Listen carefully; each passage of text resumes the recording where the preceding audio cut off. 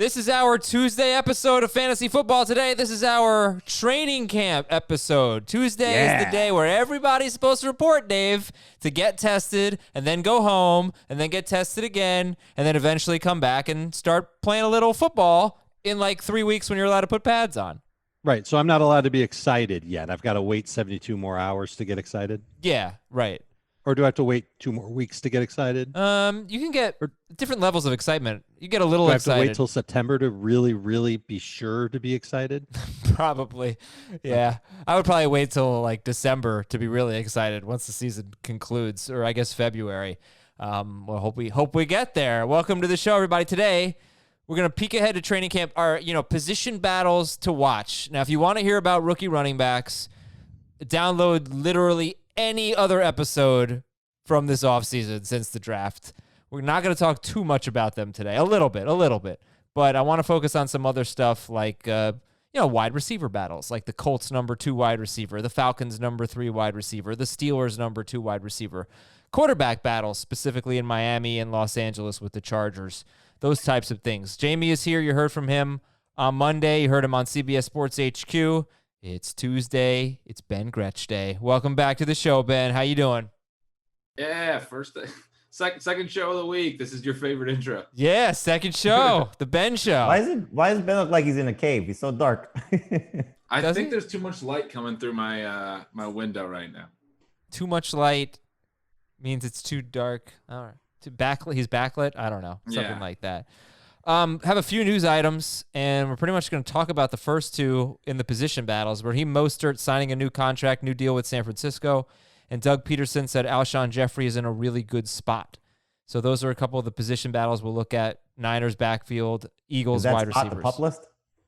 Yeah, it's a pretty good spot, sure. And the Giants cornerback DeAndre Baker and Seahawks cornerback Quentin Dunbar, they are on the commissioner's exempt list. They had the legal issues in South Florida last month, I guess it was, or several weeks ago. Still not resolved. You said Cody Latimer too, right? No. He's also on the exempt list. Oh, okay. Thank you. Antonio Gandy Golden time. Yeah, Cody Latimer for the Redskins Washington wide receiver. Last year was a Giants wide receiver.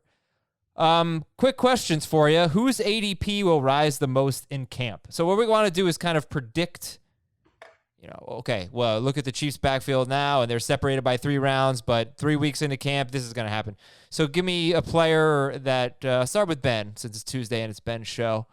Give me a player whose ADP is going to rise the most throughout training camp. I'll say Cam Newton. It's not as fun because it's a quarterback, but he's still going like QB 19. I expect as training camp wears on and he ends up, I'm anticipating he'll be named the starter. And when that happens, that he'll wind up closer to like QB 12 or QB 10 even, maybe. Dave? How about Devontae Freeman, who just needs a place to play? He's changed agents.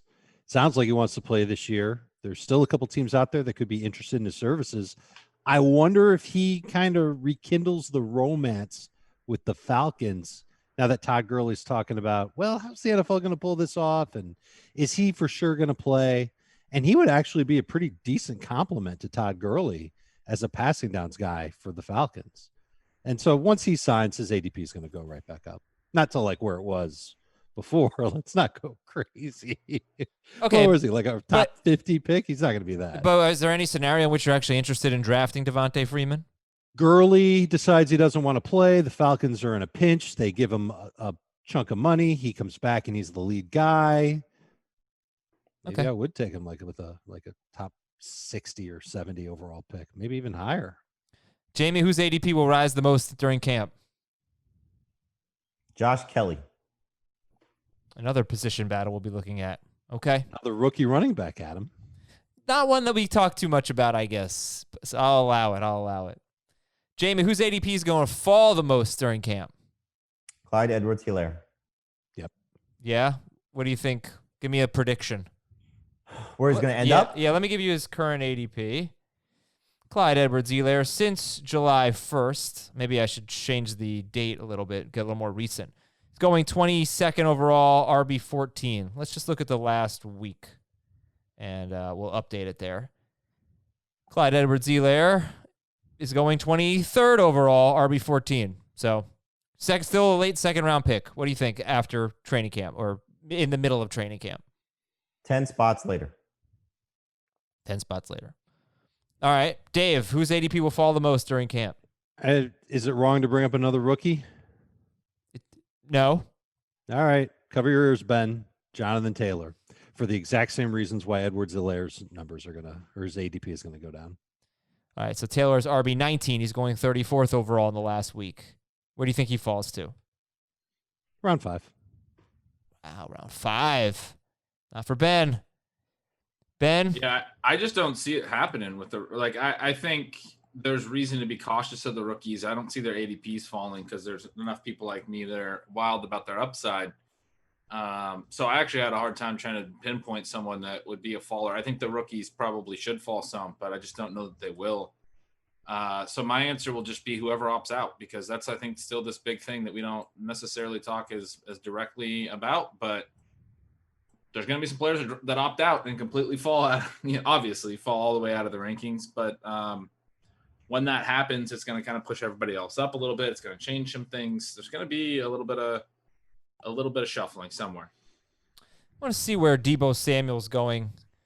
He has really nothing to do except for lose value, I would think. Deebo in the last week is going 95th overall, wide receiver 38.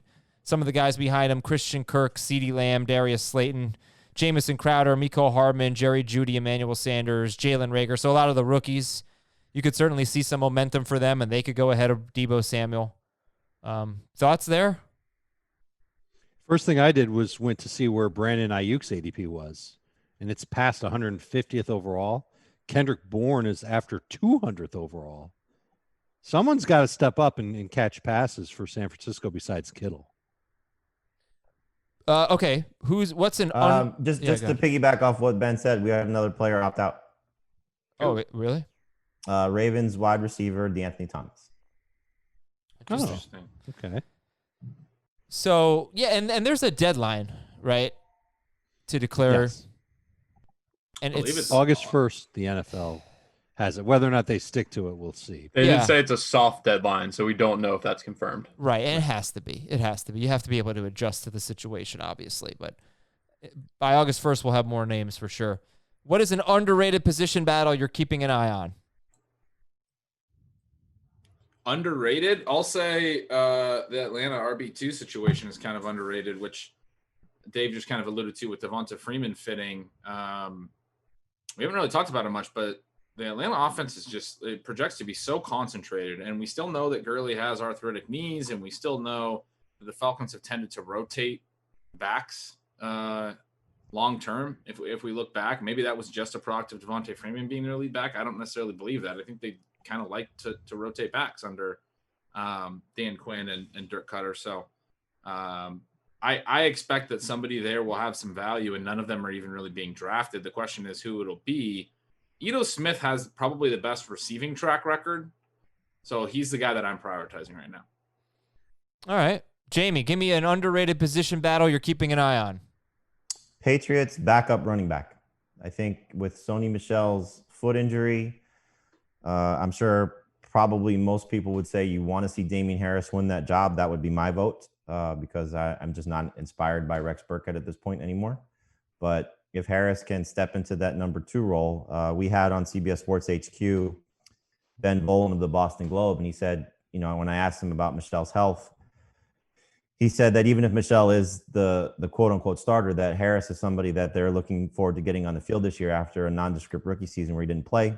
And, if he's able to sort of establish himself, he's clearly not going to play on passing downs. At least that would be the expectation because of James White. But, Michel's going to be in some sort of rotation. To what degree, we'll find out. Probably his health will determine that. But, if Harris has an opportunity to, be the clear-cut number 2 guy, that could maybe have him in a situation to push Sony Michel as well for that first and second down work. All right, Dave, you're last here. The underrated position battle to keep an eye on. The wide receivers behind Devontae Adams in Green Bay. We're drafting Allen Lazard like he's going to be the number 2 guy, but they brought in Devin Funchess. They brought in a CFL player named Reggie Begelton. They didn't draft any other wide receivers. I'm curious to see how that plays out. Are we sure that Lazard is going to be the number 2? Might he be the number 3? Could Funchess be actually usable as a bye-week replacement receiver because he's just a giant who could catch, 50-50 balls in the red zone pretty easily every time they're in short yardage situations. Beggleton's another big receiver too. He's 6'4". Mm-hmm. He had a lot of production in the CFL. I picked him up recently in a deep dynasty league, and I dropped Marquez Valdez-Scantling for him. Another guy that's still there. Technically he's still in the mix, James. Who could still be there. But I think if this was a normal offseason, a guy like Beggleton would have an opportunity to, prove himself. But who knows with what's happening?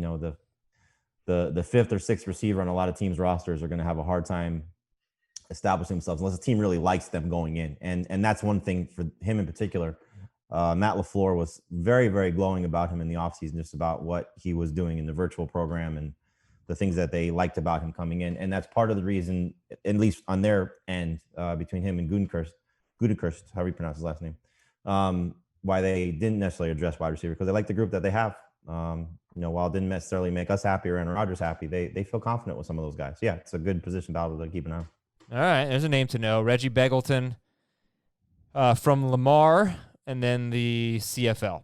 Hopefully he doesn't give you a ton of bagels in your fantasy lineup. Yeah, well, there's so many possibilities there. I had a bagel for the first time since quarantine yesterday.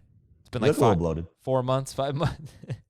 That's because I haven't gotten a haircut in months either. That's a problem. Jamie got a haircut, I could tell. Yes. Looks good, Jamie. Thank you, buddy. You're a bold man. All Our right. favorite friend, Kelly. Very nice. This is the first time that this has happened. Every show I promote something, upcoming programming, other podcasts on the network, whatever it is.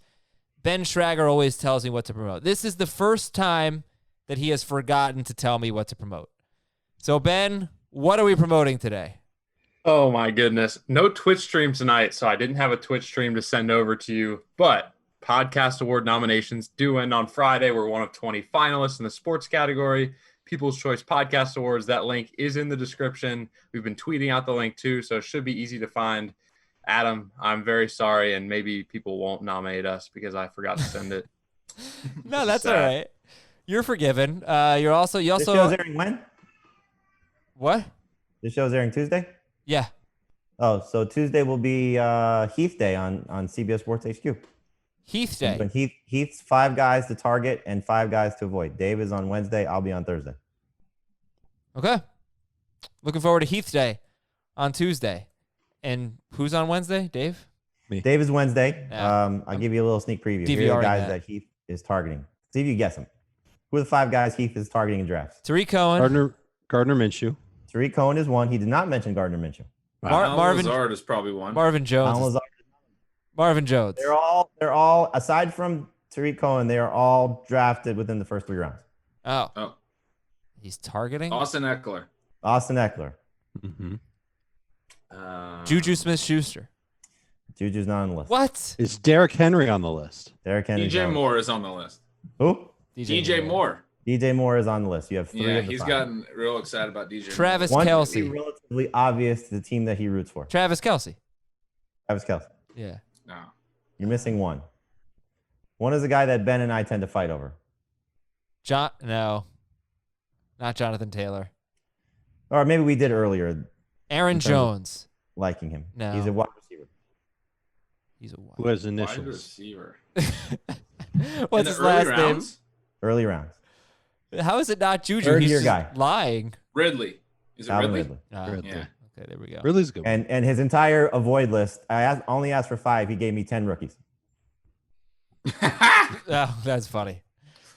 All right, guys, let's get into position battles. Oh, wait, we have an email. Email of the day from Lauren from Dublin, California. On your episode from Friday about handcuffs, it got me wondering, this year with COVID-19, wouldn't you not want 2 backs from the same team, since if one catches COVID, the other is likely as well? I'm wondering if you want to spread the risk around by having backs from different teams. So if a team gets hit by COVID-19, you're not out 2 guys. And I'll say I felt a little uncomfortable reading this, but I do think it's actually a, pretty good question. and something I you mean, have I to think consider. it's a perfect application of the realities of what we're dealing with. I mean, I understand your point that we should be sensitive, but this is a really good thought process, I think, and you should probably consider similar things if you're going to play fantasy football this year, because like we just saw this in baseball, there's certain teams that aren't going to be playing. That's could possibly happen in football certain weeks, and it could be an entire backfield that is out, and they have to grab someone off the practice squad to be their starter for that week. So you handcuffed your guy, and then you didn't even get to use his backup because his backup was, picked it up from him. So, I mean, the practice squad guys are going to be they're still going to be in the same meetings. So that could still be something that becomes an issue. I think it's not a bad idea to diversify your portfolio of your players on different teams. The Marlins example that Ben is alluding to, how many players contracted it, but at the same time, the national situation, if you're just going to talk baseball, seems as if Juan Soto's scenario was sort of contained. So, we don't know. There's so much uncertainty to it, and so I think if you're in the boat of handcuffing players on an annual basis, then probably continue to do that. If you think that spreading out, taking guys from different teams is a little better scenario, it's an unknown. It really is. We're in uncharted waters, and we just don't know how it's going to go. I use a lot of cliches in that one. It's definitely going to mess people up, though. I mean, I was just thinking of this scenario. Let's say it's, week 1, the last game of the week, the second Monday night game, it's Tennessee at Denver. And let's say you've got Derrick Henry and Darrington Evans, and they're both ruled out. What do you do for a running back that week? You're going to have to cut one of them to pick up whoever. David Fluellen, I think, is their third guy. I don't know. I don't know. I don't know what you do in that situation other than you just take the L or you just pick up whoever you can, a fullback or something that's out. Royce Freeman, maybe. Well, maybe you're winning. You just take a 0 in that spot, right? No, that's true too. You could be just really good, but you probably need Derrick Henry to help win most weeks in fantasy. So Yeah, I still subscribe to it. Just because one guy gets it doesn't mean that everybody on the team is going to get it. Hopefully these players are really smart and they just keep their distance. It's what everybody should be doing. yeah. And if they go to strip clubs, they should Hard to just do that in football. if they go to strip clubs, they should just go there to pick up Not for food, running right? backs. That's what I've learned lately. From the Lou Williams corollary. Yeah. So Jamie, I just think what you have to do this year is take things one game at a time, give 110%. Mm-hmm. It's better to be lucky than good, and trust the process, right? Very true. Trust the process is the best one of all. Okay. Position battles. 2 quarterback position battles. I interviewed a Patriots beat writer today. I got a lot of cliches in my head.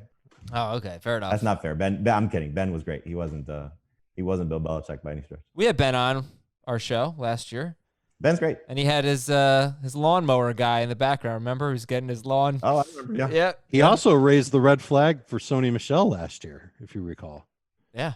He actually was a very good interview. Kind of tipped us off. Yeah. Good stuff again today on HQ. Now I'm ready to talk about quarterback battles, and it's the 2 rookies spots here, Miami and the Chargers. So, which one? What about the Bears? Okay, fine. Should have given that to me before the show, but that's fine. Okay, fine. Of those 3, maybe there's another one. Miami, Chargers, Bears. New England, but if we're already deciding that, then Newton should be going higher already. Yeah, I doubt that Cam's really fighting for a starting job.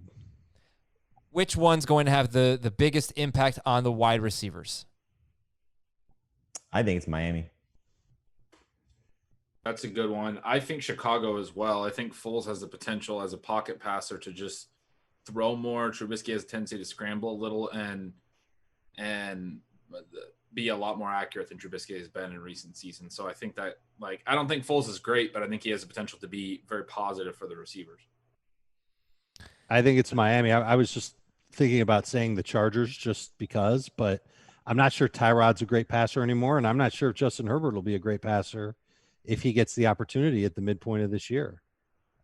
The thing with Miami is the upside for those guys with Fitzpatrick could be great. We saw it last year. How Gesicki finished the season was fantastic. Obviously, what Devontae Parker did, you can correlate it with when Preston Williams went down. We'll see what Preston Williams does coming back. But as we've talked about many times, most of Preston Williams' numbers came with Josh Rosen, so we don't know how that marriage will work between Fitzpatrick and Williams on a hopefully 16-game basis. But I just think Tua is going to be much more conservative with how he challenges defenses. He's clearly going to be learning on the fly. So however many games he starts, I think is going to be very problematic for people that are buying into Parker mostly, Gesicki being the second option and Williams being third. So I'd be very nervous. Like, I think we have an understanding, like Dave said, that we'll see if Tyrod, how he still is as a thrower and what Herbert does. But we have an understanding, like, I think we've all downgraded as an industry the Chargers receivers. I don't think we've done that necessarily as an industry for Parker. Maybe we have, the five of us. But I think you still see Parker and even, people drafting him in the 5th round. Some cases I've seen the 4th round to still be a starting receiver. That makes me nervous if Tua is starting, the majority of the season. And not to mention, Fitzpatrick, he just played probably better than we'd expect him to play. The last 11 games when he just got the starting job and Josh Rosen stopped playing, he was on pace for 4,500 yards. I don't think anyone's going to anticipate he throws for 4,500 yards. And he was on pace for 326 rushing yards and 6 rushing touchdowns. So he was just doing some really, really good things. Now, that being said, he started off the 2018 season with 3 straight games of 400 passing yards and at least 3 touchdowns. So he's been productive in a fantasy perspective for the last couple of years.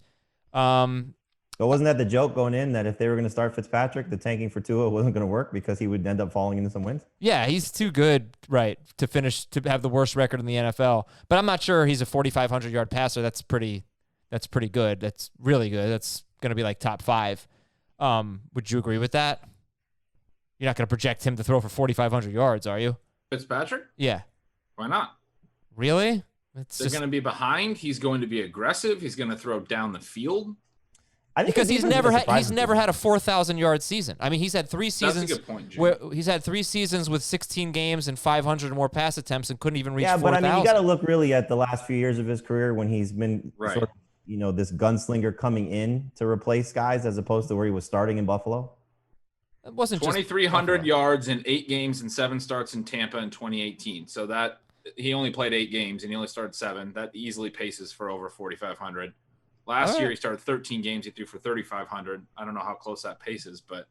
No, but he had games where he was splitting with Fitzpatrick. So I with Rosen, I think you got to look at the last 11 games on pace for 4,500 yards. So then I guess the question is, if both the veterans win their jobs, are you taking Ryan Fitzpatrick or Tyrod Taylor? I would take Taylor for the rushing upside, but, we've talked about this a lot. If you were to say Taylor starting X amount of games, that changes his draft stock.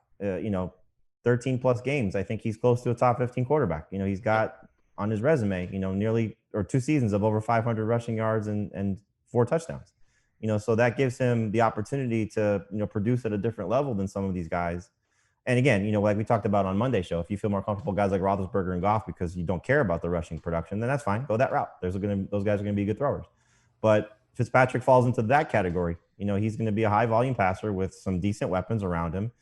He'll take chances. You got to understand there's going to be some turnovers there, but he does run. Even though he's getting older, he still puts the ball on the ground and puts his feet on the ground and runs. So there's a lot to like about those guys in 2 quarterback leagues and super flex leagues. You just don't want to draft them as starters in 1 quarterback format. But it is interesting if you go into a really deep draft between those guys and Minshew and Newton is still going way too late and several other late round quarterbacks. You can definitely find late round quarterbacks this year with upside. You don't know that they're going to be your starter all year in the case of Fitzpatrick and Taylor, but we don't really know what's going to happen all season anyway with a lot of different things in this NFL season. So these are guys that, I mean, a late round quarterback is absolutely very alive this year. It should be. Mm-hmm. And these are 2 more cases for it. I give Taylor the nod, 1 because of schedule. Schedule's easier for him, at least providing games with should be high scoring. He could get points on the board. Better supporting cast around him, better offensive line around him. And I think it's more likely that the Dolphins don't have a good record, and Tua is probably a little more ready for the NFL game than Justin Herbert is. Like, I think there's a chance we don't see Herbert at all this year. Okay. I would like to see that both of them don't play this year. I mean, it's very possible. Yeah. Let's go to the running back battles here, and the Dolphins are actually one of the backfields to watch. The Broncos, the Browns. Here's a stat on the Browns. You're wondering how much they're going to run.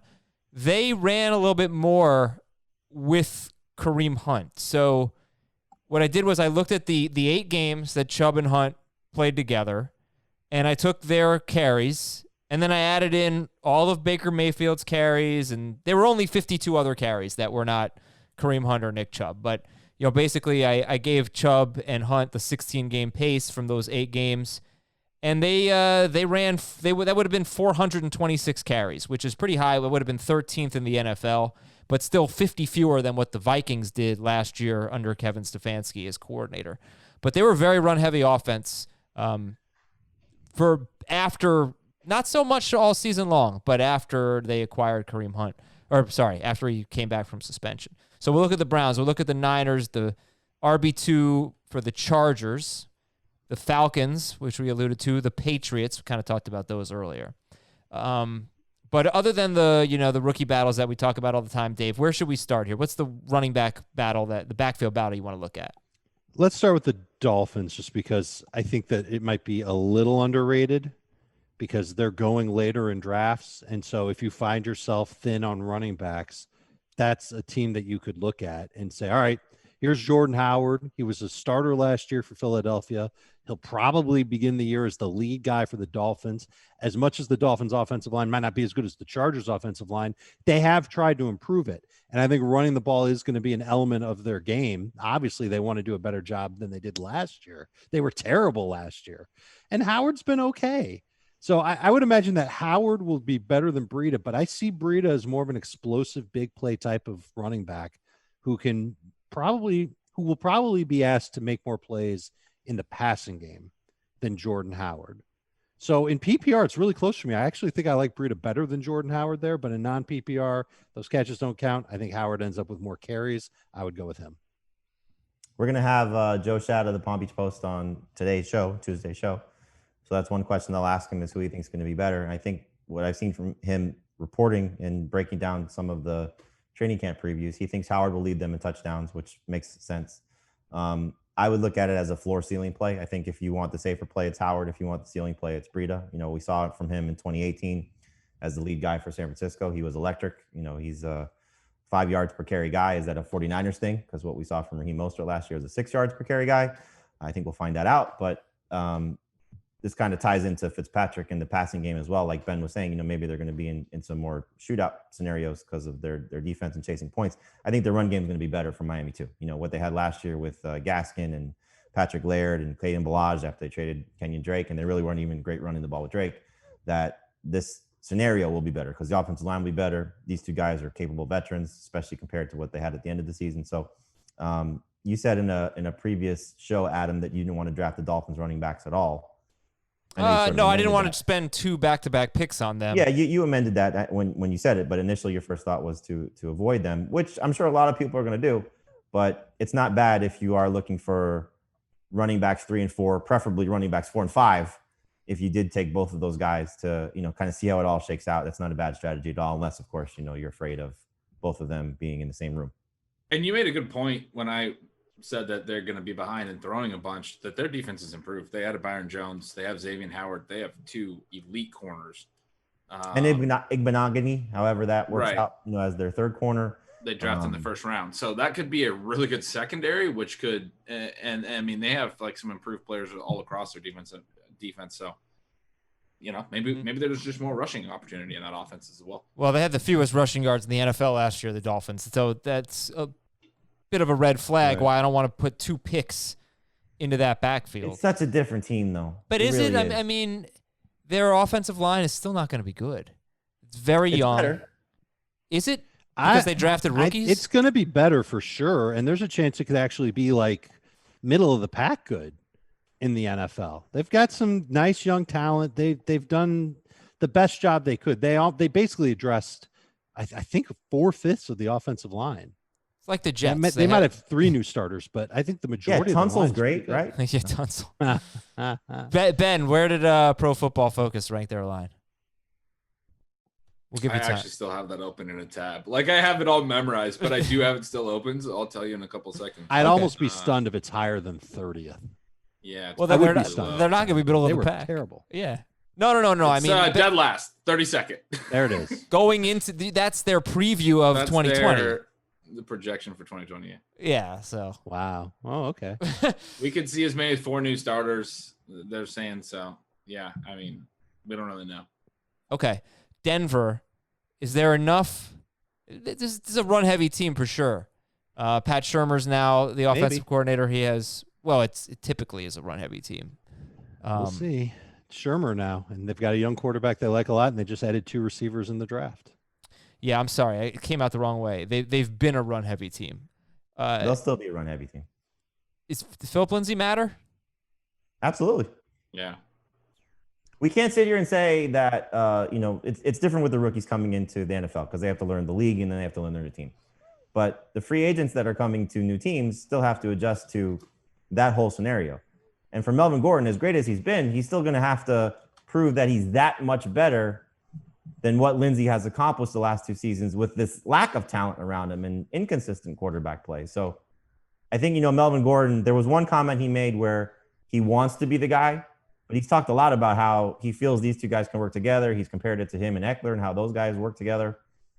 I think Lindsay's going to be a little bit of a thorn in the side for Melvin Gordon. So we'll see how that all works out. But I mean, obviously you expect Gordon to be the lead guy. Yeah. What I don't think a lot of people realize with Lindsay is that last year, and I just pulled up his game log, he played more than 60% of the snaps one time, and he maxed out at 65%. He's mostly in the 40s and 50% range. And for the bulk of the year, Freeman was playing more because Lindsay is not particularly good pass blocker, but Lindsay was still getting targets. He has a really high targets per route run rate, but he's not in there to pass block. So when he is in there, he'll get the ball thrown to him. It's kind of like a decent receiving floor, but not a lot of receiving upside because he's not going to be out there every passing down. But he wasn't playing a ton, and he was a 1,000-yard rusher as a guy who was basically playing half the snaps. I mean, if you go and look at it over the course of the year, 9 games, he was under 50% of the snaps, and Freeman was out snapping him quite frequently in those games. I recall from Wright and stealing signals last year. I don't think people realize that Gordon's going to step into this Freeman role. He'll probably take some of these carries, but Lindsay's role shouldn't change that much. I don't think he'll get nearly as many touches overall, but it shouldn't be that different than what he had last year. It wouldn't be that surprising to see him rush for 800 yards in a change of pace, 40% snap roll. Last year, here's how it looked. Phillip Lindsay had 224 carries and 35 catches. Royce Freeman had 132 carries and 43 catches. Dave, if you were going to assign carry and catch numbers to Gordon and Lindsay, and this time they might have Royce Freeman in the mix as well for a little bit. What would you think? Again, Lindsay had 224 carries. Freeman had 132. What do you think that number looks like, catches and carries? I'm going to ballpark Lindsay at around 150 carries over the course of the season. Maybe 160. Somewhere around 10 per game on average. And maybe on average, 1.5 catches per game max. I don't think they're going to use him on passing downs. I don't think Royce Freeman's going to get a lot of work. And I think Melvin Gordon's going to get the rest. So if Phillip Lindsay is getting 10 carries per game in a typical game, maybe where the Broncos are winning or it's competitive, then Melvin Gordon should probably be on the hook for around 12 to 14 carries and 3 to 4 catches per game. Not thrilled. Well, 3 to 4 catches is good. Right. He's still going to be a 15-touch running back. I have it projected as 175 carries for Gordon, 141 for Lindsay, and then 43 catches is all for Gordon. So more like 2.5 per game and 33 for Lindsay, right about where he's been both years, 2 per game. I have Freeman with 22 carries and 10 catches as the third, 100 for the most part, have been down on Gordon, though. So yeah. Well, 175 carries is very low. Mm-hmm. Not that say that your projection is too low, but that's an alarming number. I mean, Lindsay's a guy. Look, he rushed 224 times last year and 192 times last year or the year before that as the incumbent, ran for 4.5 yards per carry at least both years. He's at 5.4 as a rookie. He's been a very good runner for them for 2 years. So I think you could also say me projecting him for 141 carries for them to really slash his work since the last 2 seasons. I mean, why wouldn't it be a little bit more of a split? Royce Freeman is not Melvin Gordon. Yeah. He's a good pass protector, though. All right, Browns and Niners. Jamie, give me a quick take there. I don't think there's really a competition for the Browns. I think their roles are going to be kind of clear-cut, that, Kareem Hunt's carries will just be slightly increased from the work that he had after coming back from his suspension. But, I mean, Nick Chubb's still going to be the catalyst there. And for the Niners, the fact that Raheem Mostert got the contract extension kind of tells you where they are with him, that they were able to work this out. he should still be their guy. And this is another player in Tevin Coleman that we have to keep an eye on because he does have, according to reports, a sickle cell trait. So if that's an issue to keep in the back of your mind, you know, we'll see. But they're going to rotate guys, clearly. It's not just going to be Mostert as the lead guy in terms of touches. And as we saw, we've talked about this numerous times, that, you know, Coleman was still the starter, quote unquote, even when Mostert was rolling. Okay, who do you guys like better, Raheem Mostert or Kareem Hunt in a half PPR league? Mostert. Hunt. Okay. And then finally, the Chargers RB2, the Falcons RB2, and the Patriots RB2. Are we thinking that the Chargers RB2, at least, you know, in draft day, is the one that gets drafted first? Most appealing spot of these three? Assuming Todd Gurley does not vacated touches there. Yeah. Right. Like, obviously, if Gurley says I'm not playing, then things are different. But well, it's also, I mean, if Sony Michel's ruled out for any reason because of the foot injury, those two things can change it dramatically. But if everybody's healthy, I'll take the Chargers guy. There will be a push for that Patriots guy. Damian Harris could be it.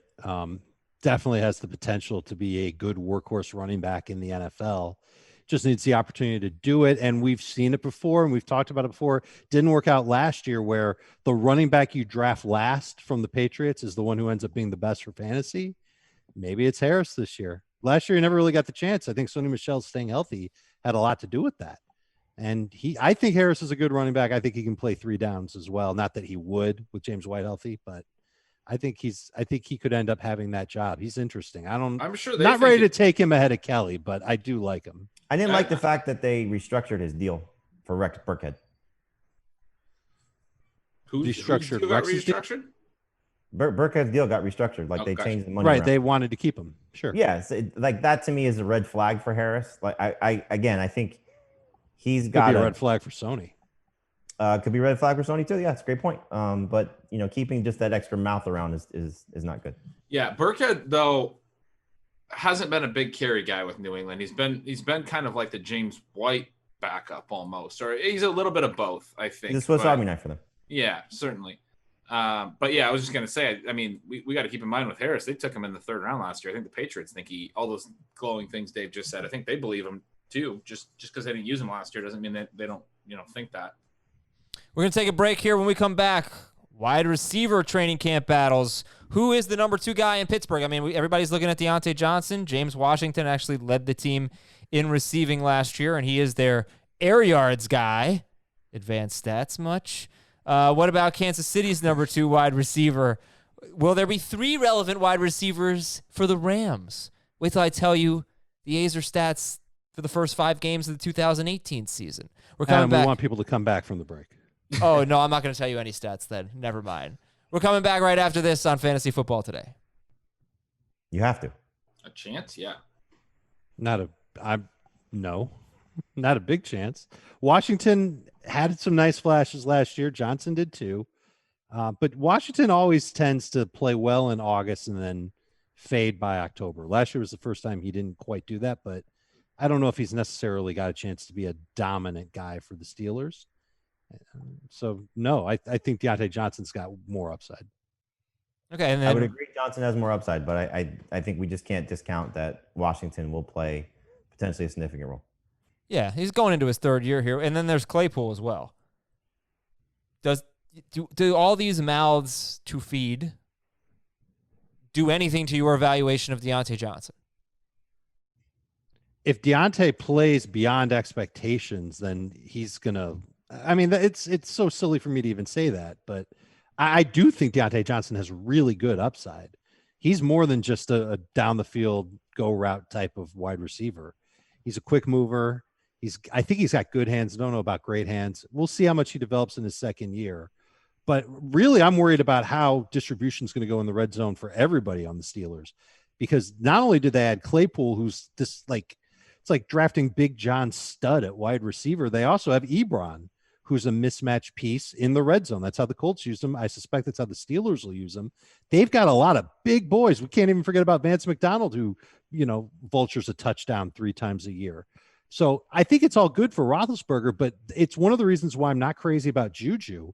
And I think it's going to be a pretty decent spread of how touchdowns go around in Pittsburgh this year because of all these big guys they have. All right, so Ben, looking around the NFL, give me some wide receiver spots that you're keeping an eye on, some position battles there. New England. I mean, whether it's N'Keal Harry or Marquise Lee or, who's it going to be? Because Cam Newton's always kind of had an outside receiver that he liked. And I think Edelman's kind of like the Greg Olsen, if you look at Newton's prior offenses. And I think the market is kind of just assuming too much that the Patriots' recent tendencies matter, because I just don't think they do at all. I think the Patriots are going to be a completely different offense with Cam Newton at quarterback. And it's going to look more like Cam Newton's history than it will, their history with Tom Brady. So, I think there's an outside receiver role there that's going to wind up being valuable. Kansas City number 2 for sure. We mentioned them. Now, before we get to Kansas City, Ben Volen did say he talked very highly of N'Keal Harry today. So, great. That his opportunity to step into this role as the Devin Funchess, Kelvin Benjamin guy for Cam is something that he can take hold of. And in the same conversation, he thinks that Edelman can kind of become how Greg Olsen was, clearly just the safety blanket for Cam. Right. Short, intermediate target. Yeah, that makes sense. And then, KC makes a lot of sense. Indianapolis is a really interesting one for me. I'm starting to really warm up to Paris Campbell as the sort of not obviously Keenan Allen, but like he's going to play a similar role if he winds up as their starting slot guy. I think Michael Pittman is an outside receiver, and he's going to challenge Zach Pascal for like this, opposite role from T.Y. Hilton. But Campbell seems like the clear slot guy. Nyheim Hines might split out a little bit. I don't know. But without Ebron there as well, there's probably going to be fewer tight end targets overall in this offense.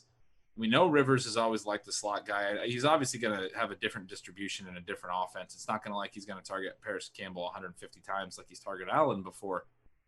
But it doesn't need to be 150 targets for Campbell to be, worth some interest where he's going. You mentioned this on a previous show, but Zach Pascal, or I always hear it pronounced differently, he's not bad. He did pretty well last year when he got the opportunities. And I think everybody's going to be on Paris Campbell as the second Colts wide receiver drafted. But, I feel like someone's going to be good there, right, other than T.Y. Hilton. So I just don't know who it's going to be. Is Campbell the one you draft? I mean, it sounds like I'll give that to everybody. Because Pittman, the second round pick, kind of profiles as the competition for it is Pascal. I always say it wrong. I don't think it. I'm not sure. I would actually still take Pittman second, just because I think there's more upside with him. Because I do think Campbell. We last time we talked about this. To me, he feels a little bit more like a gadget player than he is going to be a significant target hog. Whereas I think Pittman, in the conversation that you guys just had about the tight end targets being vacated, he's a bigger option for Rivers in the red zone. I do think his draft grade is going to be significant. He had good college production. He's a specimen. So I'm a little bit more excited about him. But dart throws with late round picks. I think Pittman replaces Ebron.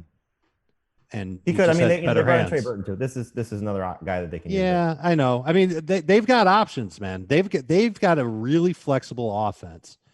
And the one thing I will say about Campbell, because I loved him coming out of Ohio State, I don't know if they've got anybody quite like him, because he lines up in the slot. He's quicker than fast, but he's pretty fast. And he's the type of guy that Rivers can just flick little 5-6 yard passes to. And he's got the potential to take it, 20, 30 yards. I don't know how many touchdowns he's going to get, but I could see him being a PPR machine for sure. I could see him getting 4 or 5 catches per game, with some games in the 7 or 8 range. Sure. He's a good late round pick. Put Hilton in the slot too. Yeah, they could. But that'll draw more coverage and more attention than Campbell would. They're going to strain defenses a bunch of different ways. This is going to be an interesting offense for sure.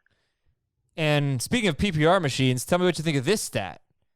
Why don't you guess how many targets Russell Gage was on pace for? Oh, it's over 100. 117 after the Sanu trade. 80 catches, 117 targets, only 715 yards. So not a great yards per catch there, only 2 touchdowns. But he's going into his 3rd year. He was very involved. Now, look, Calvin Ridley missed some time. 2 of his best fantasy games, Russell Gage, were without Austin Hooper. But, that's, I don't know. Is that a 14-team league kind of guy? Or I have him in the Scott Fishbowl, which is like 60 rounds.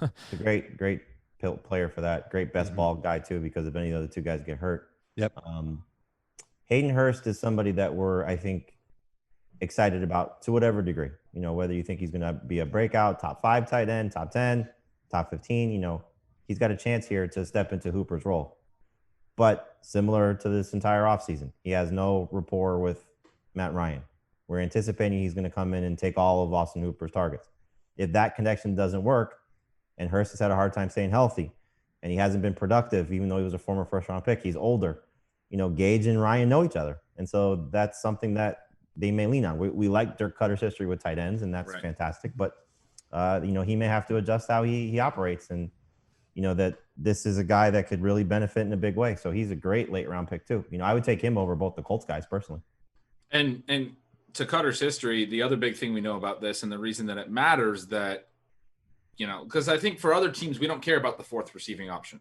But Atlanta's going to throw a lot. They threw a ton last year. They threw a ton every other time that Cutter was their offensive coordinator earlier in the decade, like 2012, 13, 14 or whatever, before he went down to Tampa. They're going to throw top 10 in attempts, and they have a very concentrated offense. Like we're talking about this with the running backs. That basically right now, the only guys getting drafted for fantasy are Julio, Calvin, Hurst, and Gurley, and that's it. But there's going to be someone else contributing. How many more guys do you want to get drafted? That's 4 players. I wonder if Jaden Graham could somehow garner some attention. Remember when he got some time last year? I'm surprised to hear Jamie say that he would take Gage over Campbell or I would too. Really? And I love Paris Put it this way. Would you T.Y. Hilton goes down. We saw it last year. Zach Pascal was good. He wasn't great. I don't know if Russell Gage will be great, but I'd take that chance in that offense with the volume if something happens to Julio or something happens to Ridley. And you just kind of alluded to Adam, what the numbers he was putting up when Hooper wasn't there and the game. Targets really he was putting up. That's the thing. He wasn't really putting up great numbers. He was the targets, the opportunity. Yeah. Well, okay, fine. If you want to play the injury game, I could understand that. But if you're just drafting someone that Paris Campbell is the number 2 wide receiver, or Russell Gage is the number 3 wide receiver, perhaps number 4 in targets on the team, and you're thinking we expect the Colts to run the ball a ton. The Falcons, like Ben said, they were first in pass attempts last year. Mm-hmm. And that's why I'm saying you should draft more than 4 people in that kind of a pass offense, because then, like Jamie said, if an injury happens or what, like you want to target the offenses that we know are going to throw top 5 pass attempts or top 10 pass attempts, and we have a pretty good guess that Atlanta's going to do that. This is more of a conversation for outside of 15 rounds. If you're in a 16-plus round draft, these are the type of guys that you're talking about. No one is draft. This is going to be week 2 of our waiver wire show when blank player goes down. You should have drafted Michael Pittman. You should have drafted Paris Campbell. You should have drafted Russell Gage. That's the things we'll be saying. But you can't really expect the third or fourth receiver in these teams when there's better options in the same draft range, especially when you have to draft a kicker and a defense.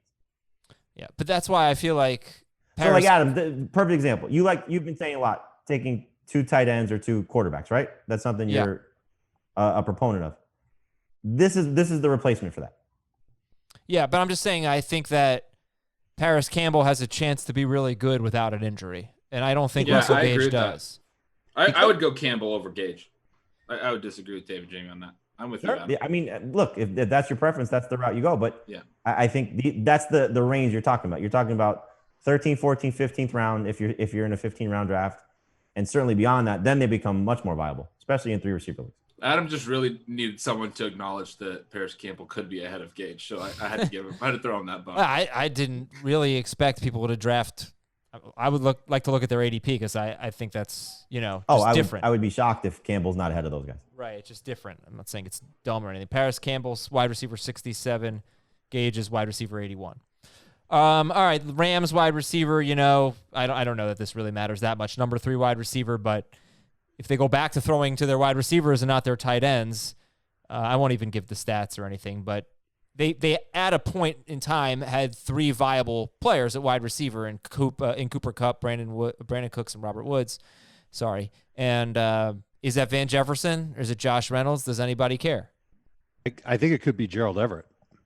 Yeah. because they use him more as an outside piece than they do as a blocker, which Higbee is more of an inline or just off the line of scrimmage type of tight end. They'll line Higbee up wide too, but I think Everett is just better suited to be the Evan Engram type of wide tight end that plays more wide receiver. I was a little excited about Reynolds earlier this offseason because he has kind of an interesting production profile in college, but he's just not been good at the NFL level. So Yeah, kind of over it. I was gonna make a joke because the Vikings. Well, I'm not gonna say it. Never mind. In any event, some news: the Vikings have placed Justin Jefferson on the reserve COVID list. really. Uh, All right. It's gonna keep happening. It's just be prepared. Hope everybody's okay, feeling all right. All right. So let's just fire through the rest of these here. Which Kansas City wide receiver are you taking, Hardman or Watkins? I have a great stat on this. Go I for want it. to give real quick. Mhm. Hardman played at least 50% of the snaps in each of his first 6 NFL games because Tyreek Hill went down in week 1. And then he only played 50% of the snaps one more time in 13 more games through the playoffs. And that was the game that Hill also left early in week 11, the Mexico City game against the Chargers. We've talked about it several times in the past few weeks. So he played essentially as Tyreek Hill's direct backup. Now, that doesn't mean that he's going to necessarily be Tyreek Hill's direct backup, but he never really played over 50% of the snaps unless Hill missed time. I thought that was really interesting. That is pretty interesting. Does that change, though? Does he earn more playing time? Watkins had a really strong finish, really good postseason. Because if that doesn't change, it might change. And I like Hardman a ton. He's a 21-year-old and very explosive last year, and he's going into his 22-year-old season. But if it doesn't change, Watkins is going to be a huge value. we thought he was going to be that guy last year when Tyreek Hill went down, and then he wasn't. Doesn't it just seem like he's better suited to be the 2 than the 1? He might be better Yeah. suited to be the 2 than the 1, but he might be essentially best the suited 3. to just not be on my fantasy team, because every time I go to Sammy Watkins and think, all right, this time will be different, he doesn't come through. So maybe I've got sour grapes when it comes to Sammy Watkins. Not that I've ever been like the biggest Sammy Watkins fan on the planet and drafting him before everybody else, but I think he's a good veteran and he's a good route runner, but he just doesn't have the same type of speed that Hardman has. Not that a lot of receivers. So you're taking Hardman. I'm taking Hardman. All right, give me There's a more one word upside. answer, guys. Hardman for Dave, Jamie, Hardman. Ben. Oh, Hardman, easy. It's just that Watkins is available in like the 13th round in some of our drafts. That's not one word. Ayuk or Samuel? Who are you taking right now? Samuel. Samuel. Eagles. Favorite wide receiver on the Eagles? Rager. Rager, I think. Rager, but I'll probably end up passing just based on where they're going. Jets number 2 wide receiver behind Crowder. Perryman. Chris I'll take Herndon. him. No, that's not an option, Ben. It's a wide receiver question. Oh, then Perriman. Okay. Redskins number 2 wide receiver. That's not their Sims. team name. Oh, sorry. Washington football team number 2 wide receiver. My bad. Sims. Yeah, Sims. And who put the Jags number 2 wide receiver in there? I mean, we're hoping it's Chenault, but again, rookies and how they're coming in. Yeah. Could Okay. be Who else? Conley. Who else could it be? I will take Chenault. It could Dede? be Dede Westbrook. Dede. Yeah. All right. Yeah, you got to take Chenault over Dede. Let's read some emails to finish the show. Fantasyfootball@cbsi.com. Hey, Adam, Dave, Jamie, and Ben. Wow, good job, Joe. Didn't I don't include know who Heath. those guys are. Yeah, you got lucky there. Keep one keeper up to 3 years. Player kept, loses a round they were drafted in. Who's the better keeper? Miles Sanders in the 6th round. Adam Thielen in the 10th round. This would be my last year keeping him. And Mark Andrews in the 15th round. Sanders in the 6th. Ooh. Thielen in the 10th. Andrews in the 15th. Andrews. Yeah. No. It's Andrews or Sanders. It's Sanders. Obviously, it comes down to those two, but I mean that keeper value from Mark Andrews. That's a But- free space for 3 years. That's easy. Yeah, I'm sorry. I got the COVID concerns. I don't know how to approach that with Andrews. I know maybe we'll know more after August 1st. But Sanders is a really good value in the 6th too. right. So wait a minute, you're keeping Sanders 6th round, then the 5th round, then the 4th round. So that's still like really good value if he hits. Andrews, even if he regresses a little bit, he still looks to me like a guy that could be a at worst top 8 tight end for the next 3 years. At worst. At best, he might be like third best. So I think Andrews is probably the better bargain. He's third best now. Yeah. In The, non-PPR. the upside is different too. If Sanders hits, you might be talking about a top 5 pick next year. I don't know. There's a lot of scenarios where Andrews is a top 5 pick next year. All right, Right. so just But what's none. more likely based on what you saw last year? Sanders. Sanders being a what are consistent the top options? 5 tight end, or Sanders being a top 5 overall pick? Andrews. Andrews being top 3 tight end. You know what, guys? Just keep Adam Thielen in the 10th. Don't do that. No, that's the worst option. Definitely don't do that. All right, we It's have not two bad, good but options you there. mean you only get him for one season. Yeah, no, so I'm going to vote Sanders. I'm doing it. Yeah. Okay. I think Andrews was a consensus, right? No, I'm with you, Ben. It's Oh. 2-2. Team Gretsch. Team Gretsch. God, I love when What's I'm the aligned ADP with right now for Azer. Sanders? Was he like 15? What? Is Sanders falling around? Is Sanders back in round 1? Let's I find think he's out, like- Jamie. Jamie, why don't you read the next email while I find out? That means I have to look at your notes for the first time ever. It says from Daniel, hey, Randall, Donovan, Michael, and Carson. Syracuse quarterbacks. Eagles quarterbacks. quarterback. Yeah, I know. What impact do you guys think Mahomes and Jones deal? Do you guys think Mahomes and Jones deal have on the Chiefs' weapons in Dynasty? You're really good at reading these. Yeah, when they're you not know, there's a lot of typos. correctly. A lot of typos. Sometimes they're not always Ben written is a well. numbers guy, not a letters guy. No, this is not. I read it exactly as it's written. Could Hill or There- Kelsey be on a new team in a few years? Is the other part of the question. They're because Mahomes and perfectly Kelsey got fine. huge numbers.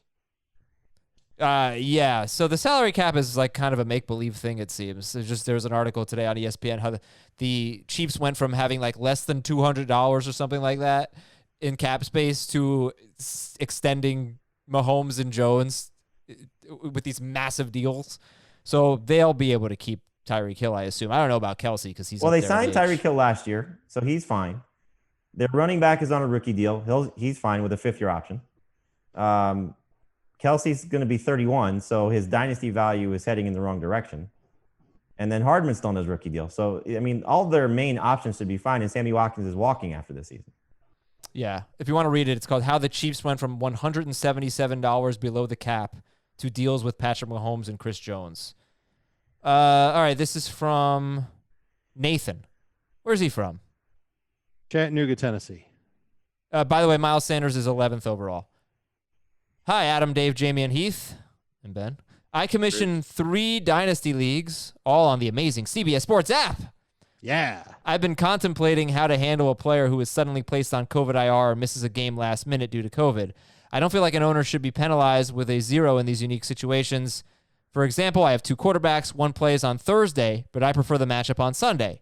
It's then announced my preferred quarterback has COVID and doesn't play. It's Dynasty, so likely no starting options are available on the wire. What ideas do you have for covering this sort of situation? And I brought this up because I know we've talked about this, going for like the team QB sort of thing where you have the backup. But in a Dynasty league, some of the backups could be rostered, right? So a number of them, Jameis Winston and the rookies and all that. So you don't have that luxury necessarily. Backup lineup spots on the bench, but there's specific 2 spots that are best ball backup spots. You have to designate them just like you have to designate your starting lineup. So in this scenario, when you know one of your quarterbacks is playing Thursday night, but your preferred option is playing Sunday, you would definitely put that Thursday night football quarterback in one of your 2 backup spots. You'd have to play your QBs as a potential backup that week. Every other player on your bench is a bench player. You don't get full best ball options. That's it. This is the year for this, man. Okay, sounds good to me. From Jacob. So you'll watch that All Thursday player put up numbers, and the only way you'll get access to it is if your starter has COVID. What if the starter is ruled out on Sunday and you can't confirm it's COVID? No, the way that I've pitched that idea before is that those backup slots are best ball. So if he puts up numbers on Thursday, then he's probably going to be in your lineup, even if the starter plays Sunday. Because I don't think, for the exact reason you just said, it's hard to differentiate. So this would cover the COVID thing. It would also cover concussions in the first quarter in your starting lineup. There's a lot of guys leaving games earlier nowadays, I think. So you've got 2 spots on the lineup that are basically insurance policies for whoever Yep. whoever gets hurt in your lineup. So I don't have to put a quarterback in that spot if I don't want to. But if No. I do, I'm covered in case the quarterback ends up not Right. playing. A couple times throughout the year, you'll have to play the schedule a little bit because of COVID, like this writer is Right. talking about. You know what, Ben? I you're- don't like and it. this isn't a COVID thing necessarily, Ben. This is just a, Yeah. This is a- uh-oh, it's my player gets hurt early. And I I've don't got like this it, guy guys. as a I backup. am anti-Ben here. I'm anti. I don't like I don't know if I like it either. You like when a receiver plays like 6 snaps and then hurts his No, hammy of and course then- I don't like it, but I started the guy and I got to deal with the consequences. Fair. it. Yeah. All right. Well, I guess we didn't really help you there. Sorry, Nathan. Thank you for using the CBS Sports app and chatting. What if you this is what I'm recommending to commissioners is just give a couple of extra roster spots to everybody in the league and say it's on you. These are extra roster spots. You want to stash guys for the season? Go Just for ruins it. the waiver But wire experience, though. it does ruin the waiver wire experience, and it could ruin a week for somebody if they do that. And then a game comes and they don't have a quarterback to start that week. Okay. I think in this situation, you should get the backup quarterback. Just you don't have That's to what I'm roster saying the him. whole time. Yeah, but this is why I brought this up because this is like let's say he has Drew Brees and Matt Ryan. Matt Ryan plays Thursday, but he wanted to play Drew Brees on Sunday, and then Sunday comes and Brees is inactive. I guarantee Jameis Winston is on a roster in this league because it's a dynasty league. So what do you do in that case? Well, I think that if you have one of those quarterbacks whose backup is rostered, that's a disadvantage to you. You have to prepare for that, and you probably should have played the Thursday guy instead of Breeze. You don't get that luxury. So in your league, the way I see it, backup or quarterbacks whose backup quarterbacks are going to be on other rosters lose value. You have to prepare for that. But, Well, he's got the backup's got to be unknown. That's the key part of all this. Right, which is not an issue in redraft leagues, but in dynasty leagues it is an issue. It could be in 2 quarterback leagues and stuff Well, like that. okay, yes, 2 quarterback leagues. So, but yeah, fine. If the backup quarterback is owned, you're screwed. You should have taken the precautions and played the Thursday guy. But if he's not, then you get him. That's what I would do. But feel free to go with Ben's awesome You idea. could always use team quarterbacks too. Jamie brought up the team quarterback is like, what if Taysom Hill catches a touchdown from Right, Drew of Brees? course. Now all of a sudden the Saints quarterback situation is amazing for fantasy. All right, next email. You can certainly Next go the email. TQB route for the season. That's a preference you can have, but it's going to put potentially Yeah, it changes the a lot Saints of and stuff. Philadelphia at disadvantage. From Jacob, hey, Tom, April, Andy, and Donna. That is Parks and Rec. I'm in a 10-team keeper league. Non-PPR. 5-point bonuses for going over 100 yards rushing or receiving. We can keep players twice, so I can have any of the players 2 more years. Okay, do I keep Lamar Jackson in the 6th or Miles Sanders in the 7th? Sanders. It's a 2 quarterback league. Yes. Oh, Lamar. TQB league? Yeah, Lamar. Lamar. Julio in the 2nd or Kyler in the 5th? Kyler. Kyler. Oh, Yeah, I man. love this. You get Lamar and Kyler in the 5th and 6th, and then just build out your running backs and receivers and everything else. Not bad. This is from Lewis and Madison. You guys really love Calvin Ridley so much I'm wondering if I should be keeping him for a 4th-round pick over Terry McLaurin for a 14th-round pick. It's No. a 16-team. Okay. All right, then. All right, that's it. That's the show. Good stuff. Thank you, guys. We're back on Wednesday with another edition of Fantasy Football Today. For Jamie, for Dave, and Ben, I'm Adam. See you later. Shraggy B, get those promotions ready for Wednesday. Talk to you later, everybody. Want more of the Fantasy Football Today podcast and nonstop year-round fantasy advice? It's simple. Hit the subscribe button and hang with us all throughout the year.